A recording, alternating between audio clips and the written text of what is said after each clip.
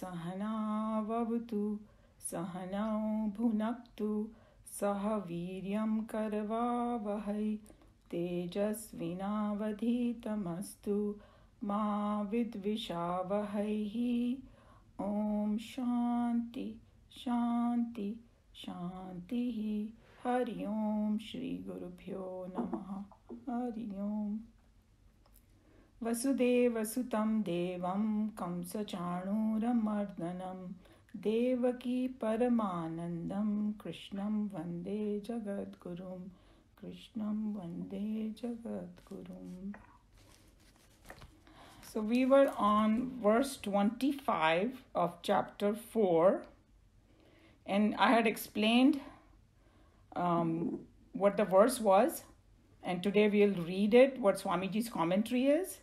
And if you remember, I had told you that some of these things are very broad topics and a lot of different points can be covered through it. But basically we are at the section of different yagnas, and this is just let me give a slight overview of what they are trying to do over here. So basically we are trying to do some adjustment in our mind and intellect so that our journey becomes higher and higher. So there are 12 yagnas mentioned. We saw the highest one, Brahma Arpana Brahma Havihi. And that is the highest vision, and it is going according to the Vedantic style, that highest one first and then next. But all of them are significant. And there is nothing like one is better than the other, things like that. But we know the goal is Brahma Arpana. Okay? But everybody has to just choose what is appropriate for them. So it is like a personal journey. And so we cannot insist, nahi, yehi hai, japi best hai, or puja hi best hai, or yagna hi best hai. Nothing like that. There's a whole variety of buffet. Each one has to search in their own mind, what they connect to and with what their mind gets purified. That's the main thing. So keeping that in mind, we saw that in verse 25, there were a couple of different Swamis took a different approach. All of them are extremely valid. And Swami, Chinmayanandaji goes a little deeper into his analysis. But we saw that you can also do as a puja, you can invoke a devata fully well knowing that it's representing that higher self. But you are just trying to make it personal. It's easier. With our 5 senses, we indulge in the puja, and we saw that whole vidhi. And in the second line of verse 25, there was like you offer yourself in the Brahman, as though our own Atma is offering it to Brahman, meaning trying to understand the oneness. And we have discussed it many times that, the ocean and the waves, or the ornaments and the gold, or the mitti and the ghada, like pot and the dirt, all of them are like that example that you are integral part of that Brahman, and crossing that barrier and being one with it and doing all the sadhana for that is offering yourself in the fire of Brahman. So that is the whole idea in this particular one. And so let's read this. Okay, Anilji, you want to read?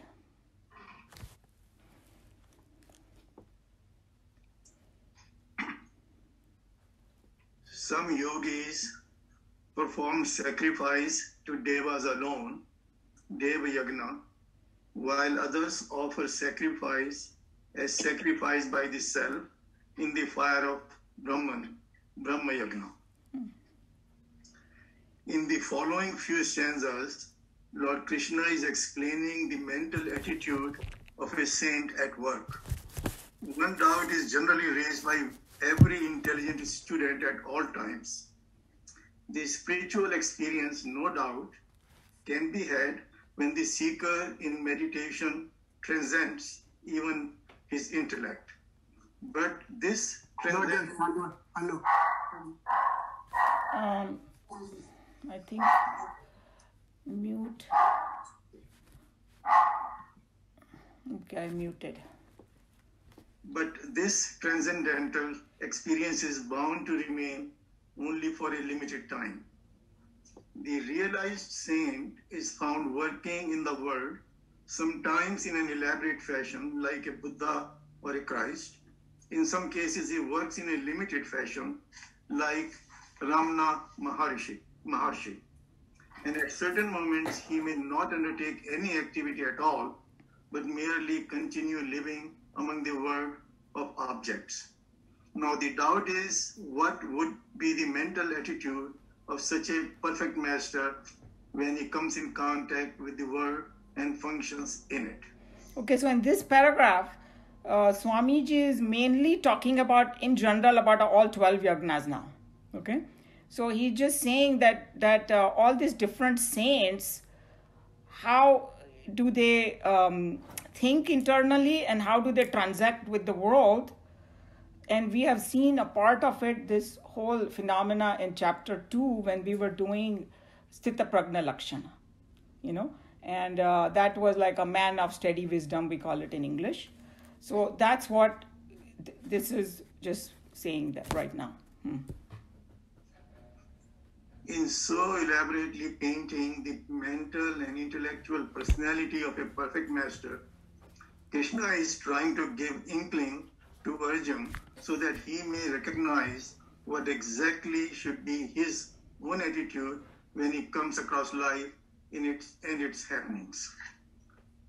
Through Arjuna's shoulders, man of all times can listen to the same words and learn to mold his own mind in this healthy fashion, so that he too can live in the world without getting himself buffeted or wrecked during his experiences in the relative existence.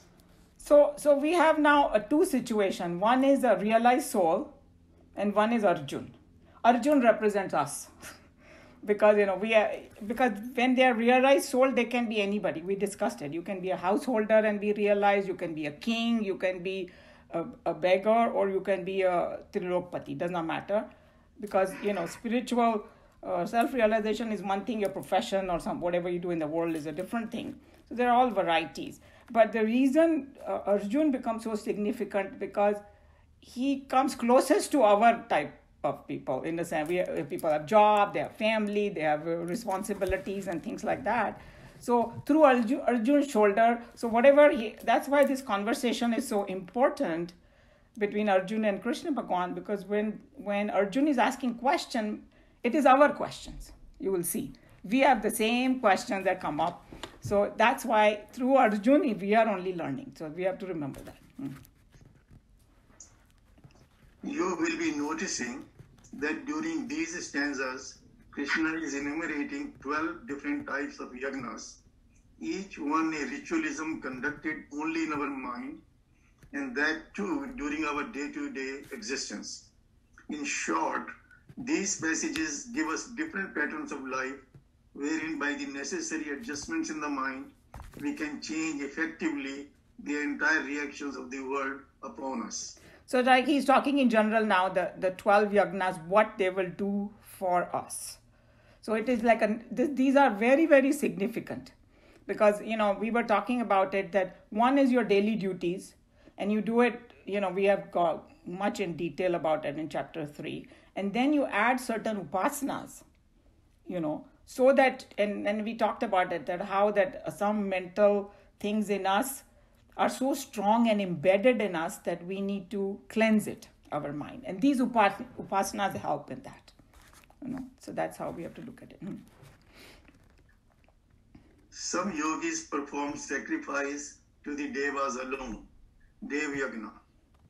Very many are the examples in Gita translations wherein the literal meaning gives us a sad misunderstanding of the very import of the text. Here is an example. Some devotees invoke the grace of a specific deity only by invoking it and offering oblations to it in the sacred fire. But the word yogi clearly indicates that Krishna paints here something more than a mere ritualistic trying to gain the blessings of his chosen deity. So I just wanted to clarify one thing. When we talked about last time, the invoking a deity, but in that particular commentary that Swamiji mentioned that person fully well knows about what is Brahman. But he's just, for a convenience sake, invoking it. But what in this paragraph Swamiji is cautioning against it, some people get stuck only on one deity. And then उससे बहुत fear भी होता है, you know. Like, I remember, you know, my own teacher, because she was a householder too in Houston. And she said when she got married, उनके ससुराल में ना कुछ नाग पंचमी में नाग पूजा वगैरह कुछ करते थे, right? और फिर जब एक बार वो she was staying somewhere else in another town and she forgot to do it, तो उसकी वो सास वगैरह बहुत उसको fear कर दिया, oh my God, something will happen to you, blah blah blah. And but she had already connected with Swamiji by then. So she discussed with Swamiji, and Swamiji said, just relax, you know, kuch nahi hoga, you know. So this kind of fear thing comes when you do this limited kind of thing. And now, you know, God is all compassionate and loving. If you genuinely forgot because you were doing some other thing, He's not going to punish you for that, you know, if you have genuine love in the heart. So that's why he's saying that Swamiji is very much trying to explain to us that only dry ritualism doesn't do anything. Because it's very prevalent in India. कोई भी मंदिर में भी चले जाओ तो वो सारा टाइम बैठ के ये पूजा करो, you know, and then they're just making us fearful, and we don't need to do that. That's kind of thing he usually goes against.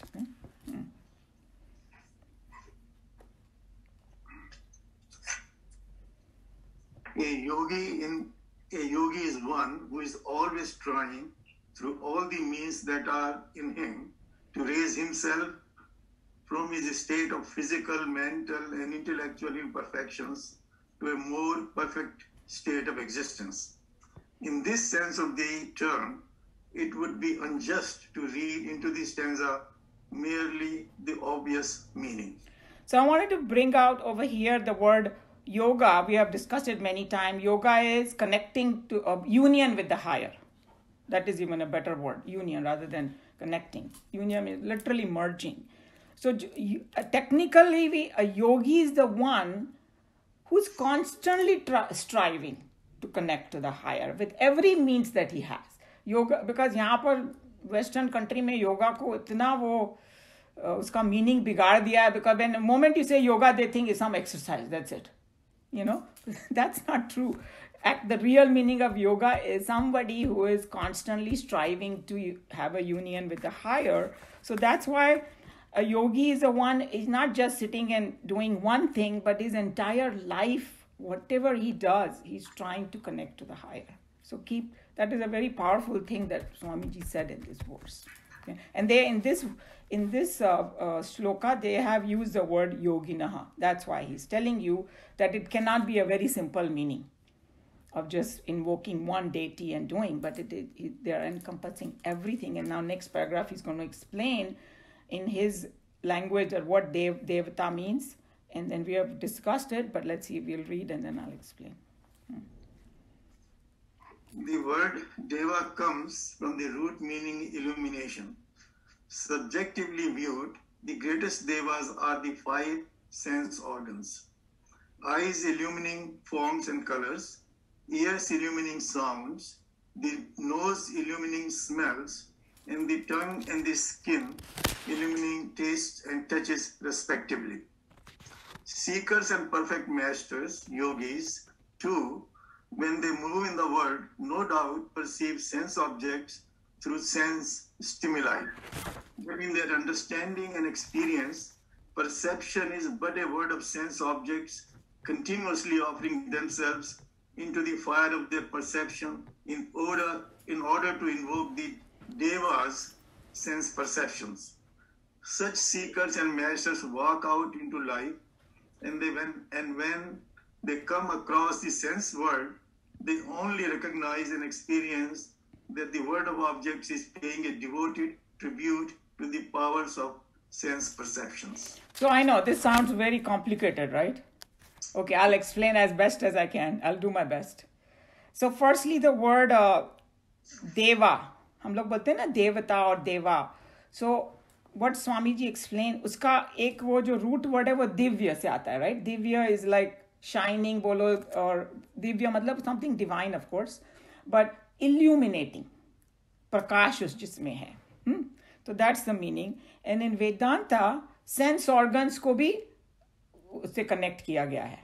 You know, like I had explained कि हर एक sense organ के पीछे एक देवता होता है.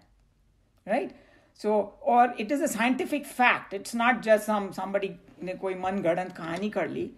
And the way you have to look at it, and that to see, we need the physical eyes. It has a power to see. So that power is there. And that also is coming from higher only. But without light, you cannot see. So Surya is a devata for seeing. Now it becomes clear. The same way you cannot taste without water content in it. If something is completely dry, if your tongue is completely dry, you're not going to be able to taste. So water is needed so that it becomes a devata. Okay? And the same way, you know, the space you need for hearing. So like that. Okay? That's one way of looking at it. The other is here for us, also these five senses are devatas. Why? Because they illuminate, means वो अब तुम्हारी जिंदगी को प्रकाशित करते हैं. Like with your eyes, I can see the world. अब आंखें बंद कर लो तो अंधेरा छा जाएगा, right? So see how with eyes have the capacity to illumine your world. The ears have the capacities to hear. So ear is illuminating the world of sound. That's what Swamiji is trying to say in this paragraph. And you know, your skin is illuminating the world of touch. So because of the skin, you can feel the touch like that. Anybody has any question on this? Yeah, how does the Dev Yagna connect with this paragraph here? So what he's saying is कि अच्छा यज्ञ में क्या होता है अनिल जी? आहुति डाली जाती है, right? Yeah. ऐसे फायर है, उसमें आहुति डाल रहे हैं, तो इसमें वो सेंस ऑब्जेक्ट्स की आहुति आप डाल रहे हो सेंस क्या बोलते हैं सेंस ऑर्गन्स में. Sense organs are the 5 things that we have, और उसमें वो आके गिर रहा है तभी हमको इल्यूमिन होता है. वो जैसे उसमें डाला तो वो आग और बढ़ती है, right? It's a quite an amazing analogy if you think about it. कि जब हम आंखें खोलते हैं तो हमको ऑब्जेक्ट्स दिखाई देते हैं. Objects are coming and pouring in there. So that's how the simile or analogy or, you know, this has been taken. Metaphor. Explain all those 4 aspects of it. Okay. Those devatas, the things coming out, right? Mm-hmm. The things that we're perceiving. What is the fire? Where is it going? Is it the mind that is going? Where is it illuminating go? You know, you're talking about more. Acha, you're going more in detail now because I actually represent the sun. I think aapka question, the way I understood it, ki how does that mechanism take place? Is that what you're asking? Yes, all the 4 aspects of it. Where, you know, we need 4 aspects for the yajna. Okay? 5. So how these 5. How are they? Which one is doing what? That's what I'd like to know for each example, 1 or 2 examples. You mean to like the eyes see? So all the roop and jo bolte hain na ki form and color. Yes. Right? That's what we see with the eyes. Sound, you know, all different kinds of sounds. No, that's okay. Huh. Where are they going now? Okay, one is the deity we invoke. Then we say the fire in which it is invoked. I'd like to know each one. Give me an example of the daily life of this example itself and explaining all those aspects of it. Where is it going? What is it representing? Who is doing it in this case? All those aspects. So, you know, it is like this. The main thing they have taken the example is yagna. Yes, and you know, there are 2 aspects that they are constantly, you will see the theme is going. One is usko ahuti dalna or agni. Okay? Those are the 2 things. And you can say that Jiva is the one who's performing, who is a Pandit. Jivatma? Jivatma. You can call it you the ego or you the Jivatma. So you become the Pandit. And what you are trying to say, I'm not sure exactly understanding your question, but mind has to be behind it. Right. So sometimes mind को 6th इंद्री भी बोला गया है, because ये 5 इंद्रियां है ना, 6 भी बोला गया है, मगर मेनली माइंड के बिना कुछ नहीं हो सकता. Mind is like above all these. Okay. और माइंड में भी पावर ब्राह्मण से आता है. G. Right? So, Right. but this particular example, we are better off just sticking with sense organs and sense objects. Okay. Don't So stretch sense this too much. object- Yeah. Huh. So basically, the sense objects are pouring into the sense organs. Into the, so is that the fire we could, what we call in yajna is the fire in which the offering is poured. Yes. So that is the fire, that is into the fire, that means into the, okay. Then the material things is coming from outside. I understand that the individual, the deity invoked. Okay. No, but What is, remember one thing. When we say coming from outside, we should not forget the first Brahma, Arpanam Brahma Havihi, that particular verse. The objects are also God only. Okay? Yes, okay. So yeah, don't forget that, because then if we forget, then we are regressing now. So basically, all it's telling you, the reason they are bringing this, let me tell you the reason they are bringing up. Sense control is the most important thing for spiritual journey. yes. Because we learned that. The first Yes. line, first line of fight is front line is Sama is sense. anything from outside. Yeah. Right. Senses are called like one of the Swamis, I think it was Sarvapriyananji, he gave such a great analogy. He's saying it's like an elephant. It's that big. It's so powerful. You may be meditating, doing anything, but if your senses are not under control, you won't be able to do anything. You know? So with these yagnas, it's telling you how to manage your senses. If you think this is a yagna that you're doing for higher self or for God, you will be careful what you pour into it. Because the world has both good and bad. Yes. So we are trying to purify. What is our, जो संत महात्मा जिसको self realization हो गया ना, उसको चिंता करने की जरूरत नहीं है, because उसका माइंड पोल्यूट नहीं होगा. Right. कुछ भी डालो तुम उसमें.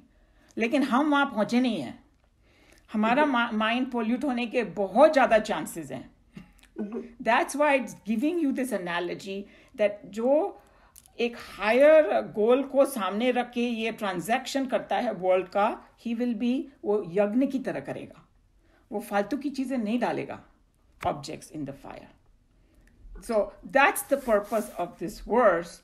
So sometimes it's better not to stretch the example too much, because you might lose what they're trying to tell you. So mainly you will see that even in the next one, he's going to talk about still the same thing, but he's going to bring out some more important point.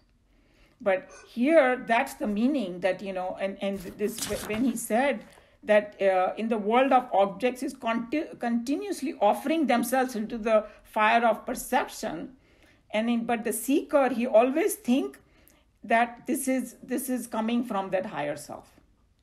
If you know that both the things are coming from the higher self, it will be more like a puja for you, even the transactions of the world. I can give one example. This is of Vivekananda. Okay. Well, when Vivekananda went to Europe and he came back, everybody complained to Ramakrishna that he smokes and he drinks. And Ramakrishna said he's not really smoking and drinking, like he's allowed where he is. So that's the example that he's doing in the yoga mode, everything. So all that thing is kind of lower level. But that is a little bit a dangerous example, huh? Because somebody who is not up there will say, oh, Vivekananda smokes, so let me do it too. So we got to be careful. That's why I told you that each person should look at what it is right for them. Vivekananda को कोई फर्क नहीं पड़ेगा करने से. Maybe if I don't know whether this is the first time I heard that he smoked, but anyway, that doesn't matter. Lekin other people might get hooked to and become slave of smoking or something, But anyway, think about it, Meena ji, and we can take it up more. I think it will get clarified as we go forward. Okay. Yeah. Okay. Even with the next Brahma Yajna, that too, if you could just clarify with each step for me? That would be great. Yeah, I'll try. But what Okay. the problem with making the example too technical is you lose what they're trying to tell you. That can also happen. So stay with Okay. the message they're trying to give you right now, and then we can discuss it further if it doesn't still help you. Okay. Okay, thank you. Thanks.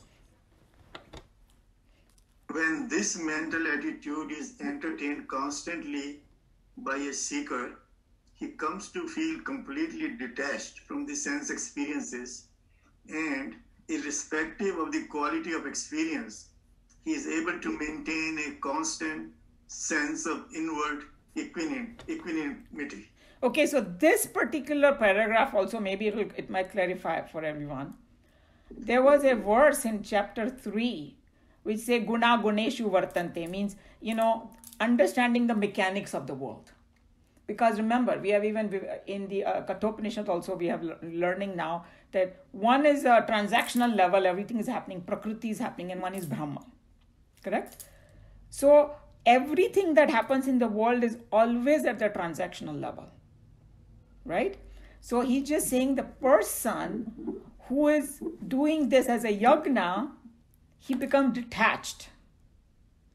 Because he knows that this is just let's say, take the ocean example. The waves are falling on each other, but it's all H2O. But because of the wind, the waves are coming. It's still the ocean. He's not going to get perturbed by the waves. Same way, when he feels detached and he doesn't get... हम लोग को क्या होता है problem when we are transacting in the world, ये अच्छा है, वो बुरा है, we get upset, that is going to become less and less for this person. Because he's looking at the Brahman behind it. So stay with that thought when you're going in this example. Is it also that he has no self-interest in it? Yeah, that's a very good the point that you brought. That's why I always say that when we are doing Bhagavad Gita, there are so many different aspects to everything and we have to remember all of them. फिर ही progress होएगा. अगर हम एक ही aspect को लेके बैठ जाएंगे तो फिर इतना नहीं होएगा. So what you said is also very important. He knows कि उसको क्यों नहीं है, आप बताइए Anil ji. Why does he not have that much interest in it? Because he's doing it in the yagna spirit. So he's offering it. Yeah, you can look at it that way. Yeah, that's also a very good point. I was just thinking that he knows that it's a changing world. It's just a krida, like it's just a play is happening. Kabhi bura, kabhi acha, this, that. He's not getting disturbed by it. So all those different points, you can take it with it also, definitely. As contrasted with this method, Devi Yagna, there are others who perform Brahma Yagna, says Krishna, wherein they come to offer the self as a sacrifice by the self in the fire of the self. This statement becomes perfectly clear when subjectively analyzed and understood. As long as we exist in the body manifestation, we have to come across the world of sense objects. The outer world can yield to us its joy or sorrow, not by itself, but only as a result of our healthy or unhealthy attitude towards it. The objects in themselves are impotent to give us either joy or sorrow. So he's telling you a very, very scientific, important fact. Because हम लोग क्या बोलते हैं, वो particular man की वजह से or woman की वजह से I got upset, or even the things, I got attached because it was so beautiful or something, No, nothing like that. They're saying the fact is what relationship you create in your own mind with the objects. That's why the same objects don't enchant everybody. We all agree. एक चीज किसी को बहुत अच्छी लगती है उसको शायद बहुत बुरी लगे. अभी ड्रिंकिंग और स्मोकिंग ही देख लो. जो लोग ड्रिंकिंग और स्मोकिंग करते हैं उनको बहुत अच्छा लगता है. बाकी लोगों को लगता है क्या मुसीबत आ गई. Right?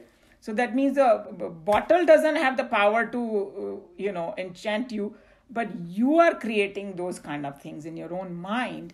So he's saying that keeping that in mind, that's one aspect. Now this is a little bit complicated, okay, what they are trying to say over here, but I'll try my best. That's why sometimes if you hear different Swami's commentary, then it kind of sinks in a little more. So remember I told you that Brahman and Atman, last time, she's here, Meera ji is here or not? She was saying, no, how she understood the meaning. So Brahman is, at macrocosm, the entire thing. Atman is when it's expressing through me. Everybody agrees that, but in reality, they are only one, like a space. You cannot divide it. But for convenience sakes, I call it Atma because this is coming through me. That Atma is lending all the powers for me to do everything. Anybody has a doubt about that now in this class? No, right? So, मैं जो भी अपना काम करती हूँ, सोचती हूँ, even the objects outside the world and all, everything is Brahman only. Brahma Arpanam Brahma Vihi, we did that. If I know that, then I become the instrument of God. I'm doing work for Him. तो मैं दे रही हूँ ना अपनी आहुति ब्रह्मन में, कि नहीं? जो भी अगर different ढंग से समझाया है भगवान ने ये वाला concept. Chapter 9 में he said, do everything as an offering to me. Does not matter what you do everything as an offering. That means I am pouring myself as though in the fire of Brahman. You see the analogy now? इसमें एक और बात है कि when you are offering something, then you give up the attachment to that thing. Of course. Perfect. That's the only way you can offer. Yes. Because that is, जब हम लोग ने यज्ञ किया था ना, यज्ञ spirit in chapter 3, there were two main ingredients of it. One is exactly what you said, sacrifice, and the one is higher altar. Right. It can be anybody, starting from your family members, then your community, then highest is the Brahman. So without sacrifice, तो यज्ञ हो ही नहीं सकता. तभी तो आहुति डालते हैं, और वो आहुति में, I mean here, Kamala ji is here, कुछ बोलते हैं ना, इदम ममा, ये मेरा नहीं है, ये जो भी मैं डालूं मेरा नहीं है. हम लोग है ना हवन तो करते जाते हैं, हम लोग को मीनिंग भी नहीं मालूम होता है. I know little bit now, I don't know everything, but it is, our Rishi Munis were just absolutely amazing. वो 6 घंटे का हवन होता है तो उसमें वही चलता रहता है. It's not mine, it's not mine, it's not mine. So what you said is very significant.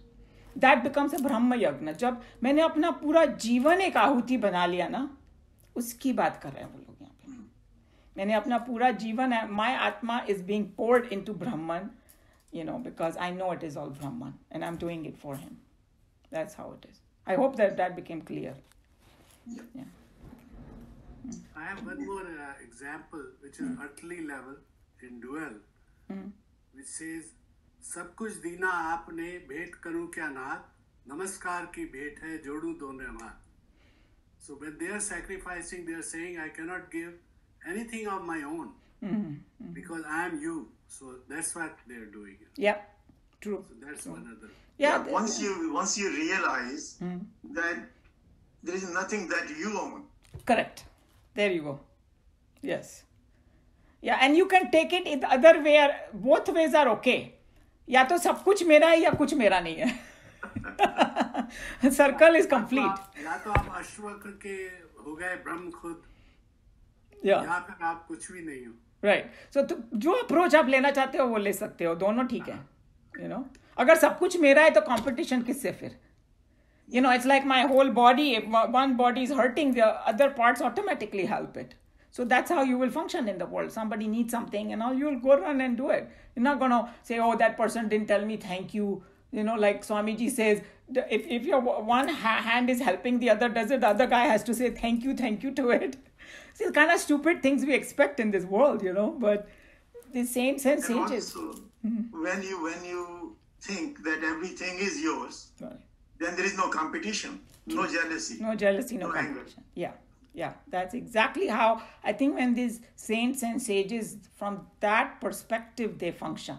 Sometimes it's hard for us to understand, but they are exactly in that perspective, what you said, Anilji, that they have no competition, they don't hate anybody, और अगर कितना भी कोई दुष्ट क्यों न हो, उसके मन में उसके लिए प्रेम ही होगा. When you're talking about love, that's what love is. It's called unconditional love. The closest unconditional love we see is from a mother and a child and on the earth. उसमें भी थोड़ा स्वार्थ होता है. लेकिन ये जो सेंट्स एंड सेजेस का होता है ना, and then earlier we were talking about guru shishya की भाई गुरु कौन है, कैसे मिलेगा, ये वो. तो जब वो गुरु और शिष्य जो असली गुरु होता है, not the teachers, okay, teachers can be many like जो सेड, वो जब गुरु सामने आता है ना, तो that outpour of love comes, which is even more than your child and mother's love. That's how you know. That's how those people know that that's my guru. Because the guru is the one who has kind of तुमको जन्म जन्म के उससे छुटा दिया उसने, right? जो हमारे दूसरे रिलेशन होते तो 7 जन्मों के हो जाए, चलो ठीक है, I don't know how many, whatever, but ये तो बहुत उससे भी महान, because he's taking you to God. That's why that is so powerful, so.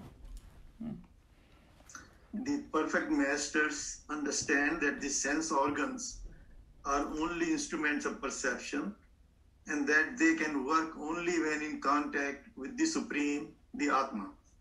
All masters live in this true understanding, allowing the sense organs to sacrifice themselves in the knowledge of Brahman.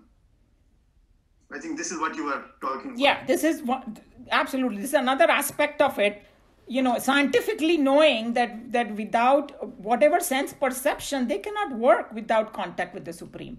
That's why Swamiji says that's a very simple statement. A dead man cannot see because Atma is not expressing through it.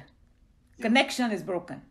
So without that, or when we are deep sleep, the body connection is broken. So we are not seeing anything. Well, so there are many ways to look at it, but basically Atma is a power, and that's what this person remembers. By this statement, seekers are also advised as to how they too can gain a certain amount of freedom from their senses by dedicating their sense life in the service of the world. When an individual's sense organs of perception and action are to function and act, not for his own egocentric, selfish satisfaction, but for the sake of serving the society or the world, then even if such an individual lives in the world of objects, he will not be enslaved by his attachments to his possessions. This is what you were talking about. Yeah. Right? Very clearly he said it. And when people say, oh, when we think very selfish and at our level, we don't know how to get out of it, कि कैसे selfishness से निकले. So some of them give an example. They said, आप ये सब स्वामीज को देख लो, people, the more they do the service, other people take care of them. उनका रहना, उनका खाना, उनका इधर उधर जाना, it's already taken care of. And Tejo Menanji has to never worry about the 100 people will be ready to host him, when he comes. So this is what it is, that we have a fear that by serving the world, mera kuch chala jayega, but they are saying, no, just do it because everything is Brahman, and these people just don't do anything for themselves.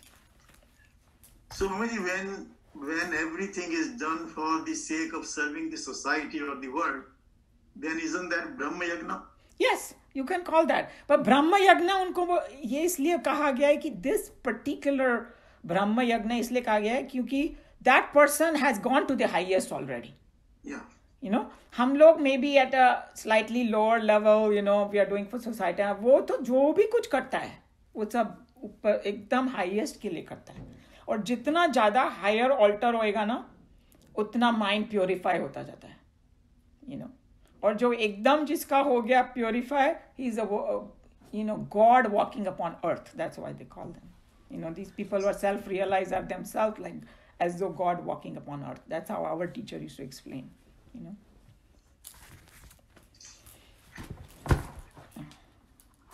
After thus enumerating the Dev Yagna and the Brahma Yagna, did you Lord read Krishna that other paragraph already? No, you read. Okay, I sorry. finished this. Yeah, one. sorry. So should I read the next starting or? Yeah, read that. That's fine. After thus enumerating the Dev Yagna and the Brahma Yagna, Lord Krishna expounds 2 more methods in the following. Okay, so this particular one was also a very hard one because it was still, we are at the higher level. Okay, अभी थोड़ा simplify होने वाला है. but I'm glad that at least everybody got something out of this. This was a really difficult one, Did we skip one paragraph? Shankara defines the Brahma Yajna as follows. That's why I was. I don't have thought it. we skipped this one paragraph. You in your book, it's not there. We don't have it. Okay, Meena ji, आप पढ़ लीजिए because that's a pretty nice one too. Yeah. Shankara defines this Brahma Yajna as follows. To know the conditioned self, ego, as identical with the unconditioned Brahman, the Atman, is to sacrifice the self in Brahman. The sense objects can enslave only the ego, just as the dream kingdom can be enjoyed only by the dream king in us. When the ego rediscovers itself to be the pure consciousness, it gets completely released from all its joys and sorrows, just as when the dreamer rediscovers his own waking state, his responsibilities and joys as a king over his dream domain have also ended. So he's just telling you the reason he brought Shankaracharya ji's commentary, jo upar ka first 3 lines that he said, or you don't have, most of you don't have it. How does Shankaracharya ji define this Brahma Yajna? Because Brahma Yajna is a very loaded word, right? So he's saying that when the conditioned self is ego is nothing but the conditioned self, identical with unconditional Brahman. उसको पता चल गया है that जब हमको ये पता चल जाए तो हमने sacrifice कर दिया अपने आप को. That's all he's saying, right? It's like a more understanding in my own self. The veil is removed from the ego. That's what it is. I'm sorry, So what that did you it say? It's the veil of ignorance is removed. Yeah, from veil of ignorance is removed, right? is right. removed from that Yeah. ego, and therefore it becomes the Atman. It is the Atman itself. We Right. realize this to be the Atman Yes. itself. So this is one of the highest states. So this is our goal to do this. Yeah. That's how we have to look at it. Yeah. So I know this was a tough one, but I hope if anybody has any burning questions about this, I want to add anything.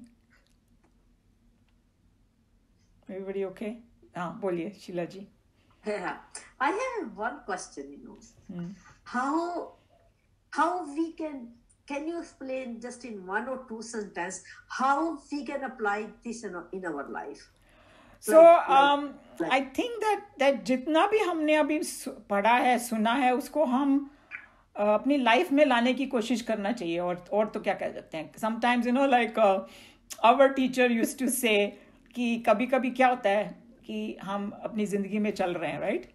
And we have become a lot better than before. And हम लोग को थोड़ा सा ऐसा अभिमान भी होना शुरू हो जाता है. Oh, I'm getting better. वही टाइम पे भगवान एक और चैलेंज लाके खड़ा कर देगा तुम्हारे सामने. कोई तुम्हारा विरोध करने के लिए आ जाएगा तुम्हारे सामने. वो टाइम पे तुम क्या करते हो?